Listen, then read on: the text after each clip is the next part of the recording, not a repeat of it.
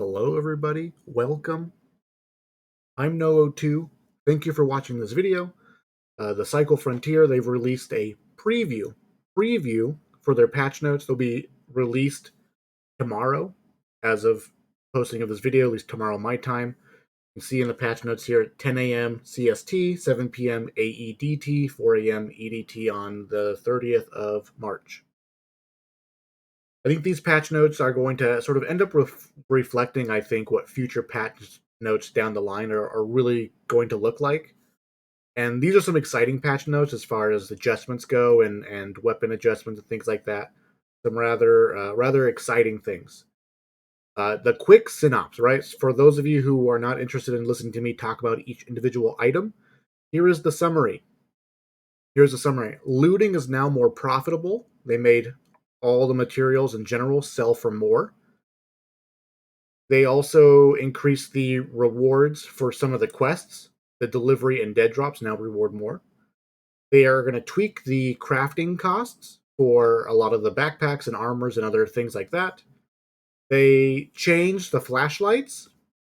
They say here it got optimized. Casting the ray casting got optimized for the flashlight, and they rebalanced the lighting, assumably on the map and other things like that. So I'm assuming that dark places are less dark and the light is more impactful, things like that. They did a bunch of changes to the weapons. For the most part, the majority of weapon changes are buffs. They buffed the ARs and the DMRs, giving them, for the most part, 1 to 3 more damage per bullet. They nerfed a couple of guns, very few. They nerfed the bolt action, less magazine size. They nerfed the scrapper by reducing its magazine size by 1 bullet. And then they nerfed what's it called? The Gorgon. It has less ammo, it does less damage per burst, and it consumes more ammo more quickly now. Everything else, for the most part, was buffed. Also, all the ARs and DMRs got buffed.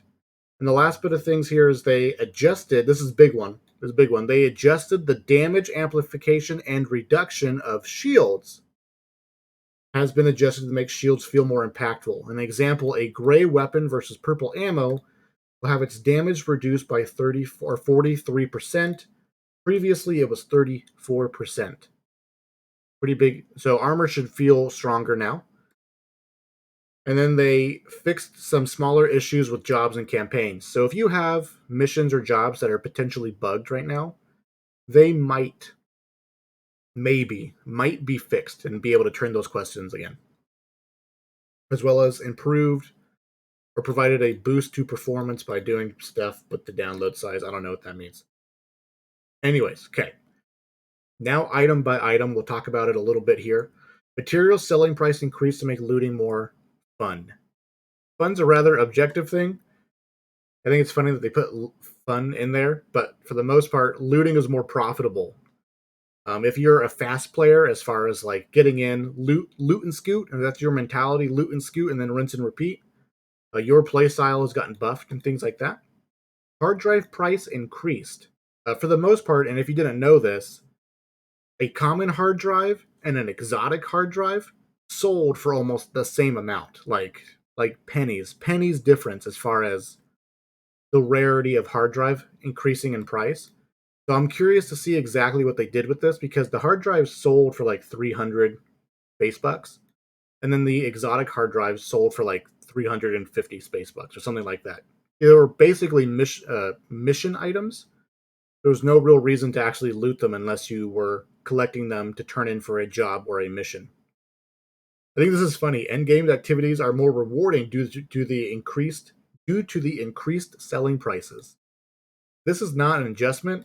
This is what you hope happens as a result of your adjustment. This is not an adjustment. This is a reason to make the adjustment. This is kind of silly. They basically said the same thing twice, but said it differently. But anyways, loot's more valuable. Delivery and dead drop rewards increased. I like this a lot because these are the more tedious missions. Other than hard drives, these missions are the missions where, like, if you take loot into raid, and then you need to get that loot to a certain location on the map, and you spawn on the wrong side of the map, it can be very, very painful. I'm sure if you like ran the numbers and then some math, you would find that time spent doing these missions is really not worth it. But regardless, they're now better now. Crafting recipes for armors, backpacks, and helmets have been adjusted. So cryptic. Why is it so cryptic? Is it better? Did they nerf them? Did they buff them? Is it cheaper or more expensive? I'm assuming that it's more expensive because crafting green backpacks so cheap. It's so easy to craft a green backpack. I'm assuming that they're gonna increase the cost for some of this stuff, maybe nerf the cost for some of it, potentially because they're making the armor more impactful, etc. The flashlight, I hope, is better. If you're a high gamma pro gamer, maybe you won't have to be anymore. You can come into the normal world. But thus, additional audio improvements. Audio is not horrible in this game. Feels better than Tarkov. Um, I will say there, as far as I can tell, and what other people have been saying, there's been an audio bug where sometimes you can't hear audio that's behind you, which is like the audio that you really really rely on. But just in general, always seeing improvements to the audio, always good. Audio will probably never be a completed thing, but could always be tweaked and things like that. The C32 bolt action. Magazine size reduced from 8 to 4. This is the standard common sniper rifle. I would say this is not a super significant nerf for the most part. It's mainly a quality of life. Obviously, in PvP, I think in particular squads or like one player versus a squad, you're not going to be able to hold back the tides of pain as far as using the sniper rifle to keep people at bay, just because you have to reload more often.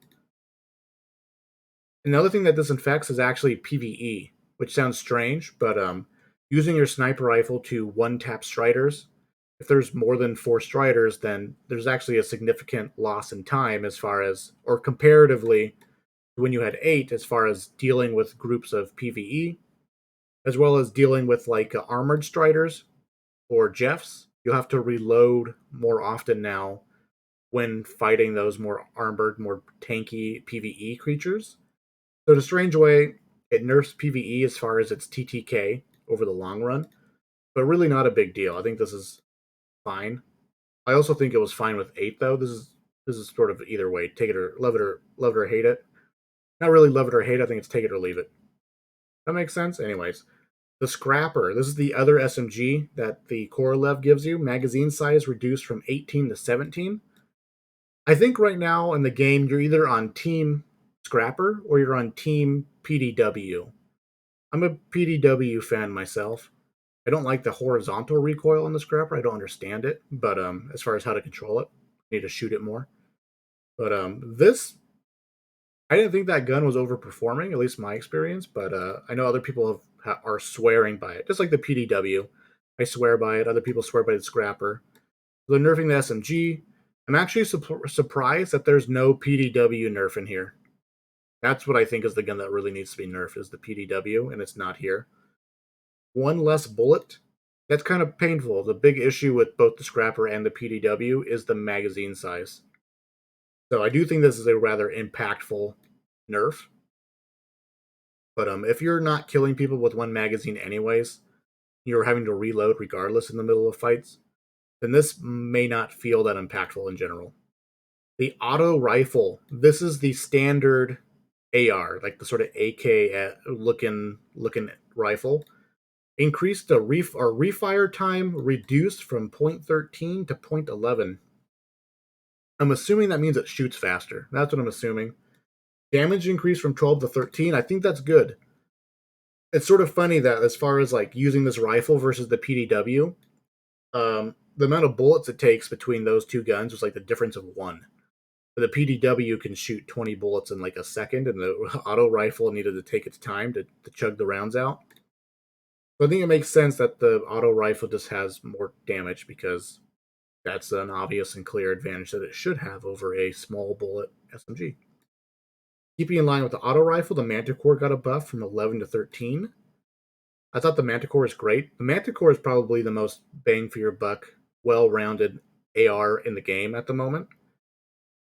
As far as especially for the price of it, it's under 10K. So I think the Manticore didn't necessarily need a buff, but now it is. For the most part, it feels like pretty minimal changes to the SMGs that are dominating the meta. Instead of nerfing them, let's buff all the other guns. Because TDK in this game can be rather fast, but it actually takes quite a bit of bullets to do so. The Lacerator. This is the ICA DMR.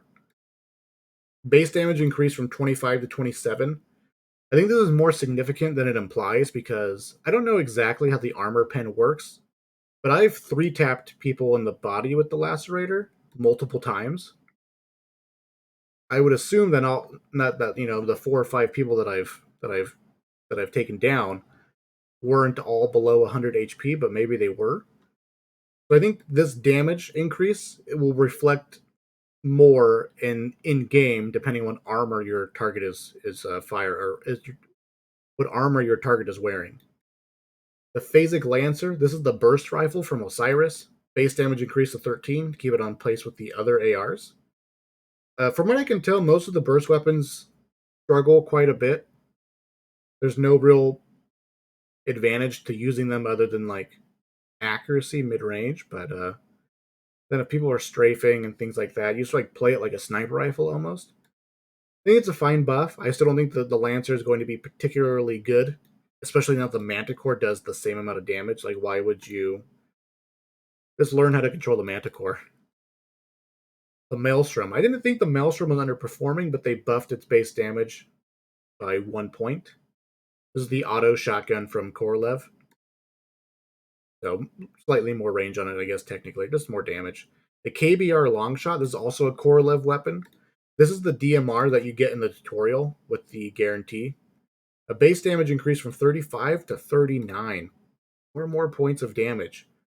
I don't recall what shoots faster, the Longshot or the Lacerator, but as far as I can tell or remember, they shoot at the same rate, I feel. And they're just as accurate as each other. I don't understand. A lot of these guns I haven't shot a whole lot. So as far as some of these buffs go, I don't want to add. I don't want to weigh too much onto them because I don't quite have that in depth of knowledge on it. The Advocate, it's the free AR that everyone's going to get for logging in 14 days. It's the ICA assault rifle. Base damage increased from 8 to 10. Seems really low, but I'm assuming this gun. I think this gun shoots really fast, right? And it's really accurate. The Flechette gun. This is the SMG from Osiris. In the past, this SMG got nerfed quite a bit, I believe. And I thought it was in a good place now, but they're buffing it slightly. The Gorgon, I've heard multiple people complain about this gun. I've never seen it. I've never been shot by it. I've never fired it myself. I have no idea what it looks like. My understanding it's a laser beam gun, right? So, because it burns ammo per second or something like that. So, anyways, they're nerfing it ammo use per shot and magazine size as well as damage. So they're basically nerfing it in every way that you can a weapon. So we'll see how it feels. The Core 47 base damage increased from 12 to 15. I don't remember what this gun is. 3 more damage. I've never seen it, never shot it, never been shot by it. The Hammer base damage increased from 26 to 31. Now this one confuses me quite a bit because from what I've seen, the Hammer, which is like a desert, it's like a revolver, like a Magnum revolver. From what I've seen of it, this gun shoots rather quickly for how much damage it does, and it uses SMG ammo, uses small bullets, so it's like lighter to carry, lighter to kit up with because of the ammo type, cheaper to run because of the ammo type, and it does more damage than the Lacerator. And I think it for sure shoots faster than the Lacerator. So I don't know why they buffed this gun. I assume range bullet drop off might be a factor here, but as far as I can tell, the Hammer was a good sidearm anyways, and potentially a weapon to run in general. Now it's got 5 more points of damage on it. Maybe its pen is low. I don't recall what its pen is. The Voltaic Brute. This is an SMG, I believe, for the ICA. Base damage increased from 10 to 12. From what I recall, though, like the Brute and the Flechette, the Advocate, the Longshot, like a lot of these, like the Lacerator, A lot of those guns are deeper down the list. They are super expensive. They're so expensive to run. I don't know how we feel about making the late game weapons the meta weapons necessarily, because that will lead to the good players get gooder because the good players can afford the good weapons, and then once they have the good weapons, they do even better. It's gonna be a little bit of a rocky road, I think, for the first year or so as far as weapon balance goes. In a game like this, where an economy is actually where the economy can be a major factor in a player's success or not. And then the Balsalic. Base damage increased from 34 to 40. This is like the mega sniper rifle, I think. Or is it Osiris, I believe? Like it charges up and then it shoots or whatever. I've never seen it, never heard it, never been shot by it. I don't know what its rate of fire is, because I think if I'm right, this is the charge up sniper rifle, so 40 damage is probably fine. I have no idea. Now, the damage amplification and reduction of shields has been adjusted to make shields feel more meaningful. An example, gray weapons versus purple armor. Damage gets reduced by 43%, almost half. So, like, if we were to look at an SMG like the PDW, typically it would take around 10 bullets to drop somebody. PDW versus common armor. Now we're shooting, instead of doing 10 damage per bullet, we're doing 6 damage per bullet, and we divide 100 by 6, it's going to take 16 shots, potentially 16, 17 shots to drop somebody with the PDW if they're wearing purple armor. I think that's without headshots, of course, but this could be huge. It's going to be a significant change. I don't know exactly what the TTK will become for a lot of the common weapons, the lower damage weapons. In this instance, when you're fighting high level armor, again, I think similar to the weapons, the armor is going to be tweaked, I think, multiple times over the course of the first year.